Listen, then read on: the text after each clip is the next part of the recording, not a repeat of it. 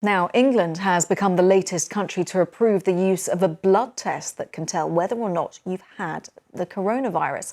This antibody test has been developed by the Swiss drug company Roche and has already been approved by the European Union and also the United States. It will be available in England once the NHS has agreed a price. Boris Johnson has described having a reliable antibody test as a game changer, but there are still questions around whether a positive antibody test means that a person is in fact immune. Well, here's the UK's Deputy Chief Medical Officer, Jonathan Van Tam. It's going to take us time to understand whether the antibodies, in all cases, protect against infection. And you can't speed up the answer to that. You have to carefully study people who've recovered, people who you know have got antibodies, and follow them and track them and see if they become reinfected. And here's our medical correspondent Fergus Walsh on what the new antibody test involves. Sharp scratch. It's what millions of Britons want to know. Have they already had coronavirus? Now it's possible to find out for sure with a blood test.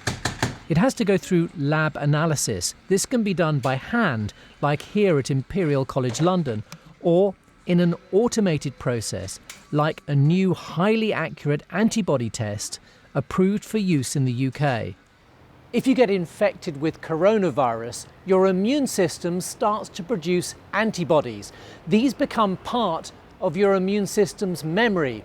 So if you get exposed to the virus again, they should attack it. But how much protection they'll give and how long that immunity will last is unclear. For some coronaviruses, we know that protection can fade, and we know from experiments many years ago, for example, that it's possible to reinfect individuals with exactly the same coronavirus maybe a year later, even though they developed antibodies to start with.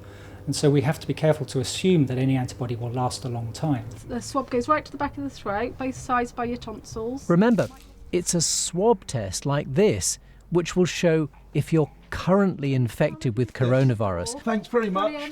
So this remains crucial in preventing the spread of the virus.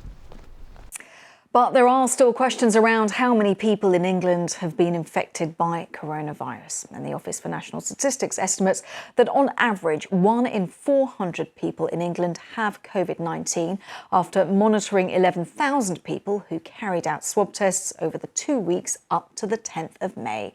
Well, here's Pete Benton from the ONS explaining what the survey showed. So we've published some results today based on swabs from about 10,000 people in just over 5,000 homes. And what that tells us is about 0.27% of the population, so about 148,000 of us, have coronavirus kind of at the moment or over the last 2 weeks. Now, it's a survey and we have to gross that up to be representative of the whole population. When you do that, there is a bit of uncertainty. But we're pretty confident the true number is somewhere between 94,000 and 222,000, but it's about 148,000 we think that have coronavirus now. Well, new research also suggests that people who don't show symptoms once infected with this virus won't develop antibodies for it.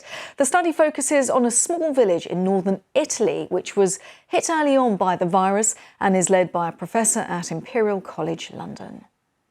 We have tested now in the Veneto, in our lab, more than 150,000 people, and we have data for about 8,000 positive individuals. And we start to observe that individuals who have been asymptomatic, they do not develop antibody. And also people who have very mild disease, again, this is very interesting. We do know why some individuals develop a mild disease and others not. And this is why we want to do we are doing the genetic testing of the entire population, because we want to see if some genetic variants are associated with a natural resistance to the virus. It's not surprising, because if you don't make tissue damage, so if you don't have symptoms, of course you don't stimulate the immune system and you don't develop antibody. Now the question is why these people do not develop symptoms. What is the reason of their natural resistance to the disease?